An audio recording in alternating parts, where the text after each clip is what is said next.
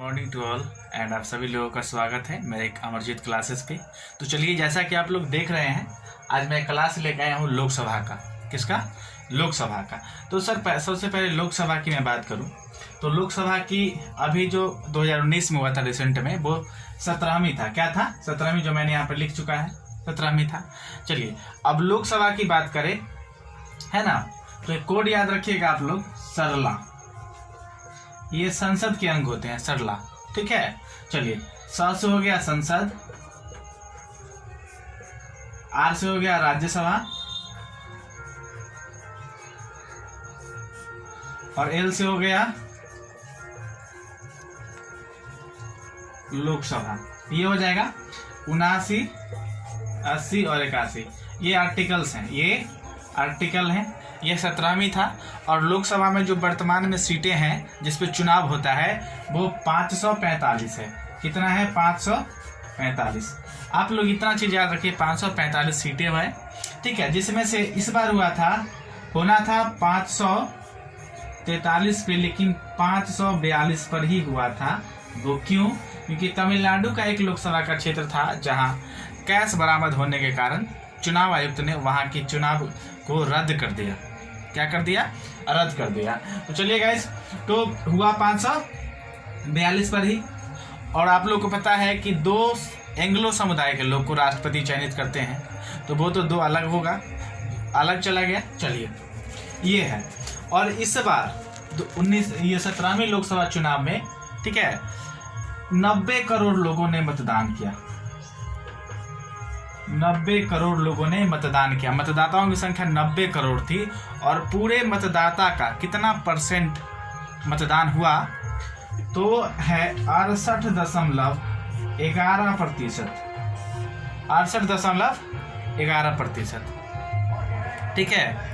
और बात करें कि यहाँ पर इसमें सबसे बड़ी पार्टी इस बार की हुई बीजेपी, जिसको 303 सीट मिला, अकेले 303 सीट मिला। ठीक है, इसके साथ बिहार से पार्टी थी जदयू, जेडीयू। चलिए गाइस, तो जैसे कि इस बार की सबसे बड़ी पार्टी बीजेपी रही, और दूसरी पार्टी जो यूपीए की थी, तो यूपीए का भी सीट लगभग था, लेकिन सरकार बनाने में असमर्थ रही। तो अब बात यहाँ है कि आपको जब पूर्ण बहुमत कितना सीटें मिलेगी, तो याद रखिएगा 272 सीट मिलने पर आप पूर्ण बहुमत में आ सकते हैं, आप अपनी सरकार को बना सकते हैं। और रही बात चुनाव की, तो चुनाव जो इस बार हुआ था, चुनाव वो 7 चरणों में हुआ था। 7 चरणों में हुआ था। 17वीं लोकसभा का चुनाव जो 2019 में हुआ है, वो 7 चरणों में हुआ। राइट, क्लियर है यहाँ तक? चलिए, और अभी नहीं, सब दिन से हेल्पलाइन नंबर है इलेक्शन कमीशन का, वो 1950 है। 1950 से आप इतना चीज याद रखिएगा। ठीक है, अगर किसी भी प्रकार की कहीं समस्याएं उत्पन्न हो जाती हैं, तो उसके लिए चुनाव आयुक्त ने एक ऐप बनाया था, जिस ऐप का नाम था सी विजिल ऐप था, जिसपे आप शिकायत दर्ज कर सकते हैं। क्या था? सी विजिल ऐप था। इतना आप लोगों को जो है। चलिए, तो ये था दरअसल हमारे 19वीं लोकसभा का, 17वीं लोकसभा का बात जो मैं आप लोगों के समक्ष रखा। और एक और मैं बात बताना चाहूँगा कि यहाँ पे जो लोकसभा की बात हो रही है, अगर उस लोकसभा को तोड़ना पड़े तो किस आर्टिकल में? तो आर्टिकल 85 में होगी। आर्टिकल 85 में, ठीक है, आर्टिकल 85 में हम तोड़ सकते हैं। राष्ट्रपति इसको विघटन कर सकता है प्रधानमंत्री के सिफारिश पर।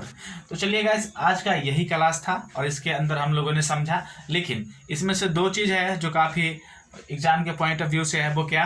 कि कुल मतदान कितना परसेंट हुआ, तो आप 67.11% याद कर लीजिएगा, ये मतदान था। और कितने लोगों ने मतदान किया? तो 90 करोड़ लोगों ने मतदान किया है इस बार। ठीक है, चलिए, और मैं बात करूं कि लोकसभा की स्थापना कब हुआ भारत में, तो आप याद करिएगा 1952 में लोकसभा और राज्यसभा दोनों का क्या हुआ था? स्थापना हुआ था। और संसद के अंग लोकसभा भी संसद का अंग है।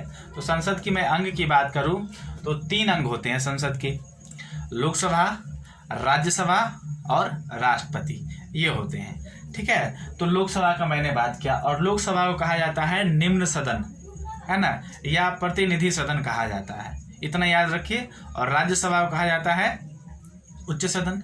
लोकसभा में अगर आप आना चाहते हैं तो आपकी न्यूनतम आयु 25 साल होनी चाहिए, ये भी जरूरी होता है, बहुत आदमी को नहीं जानकारी होती है इस चीज़ की।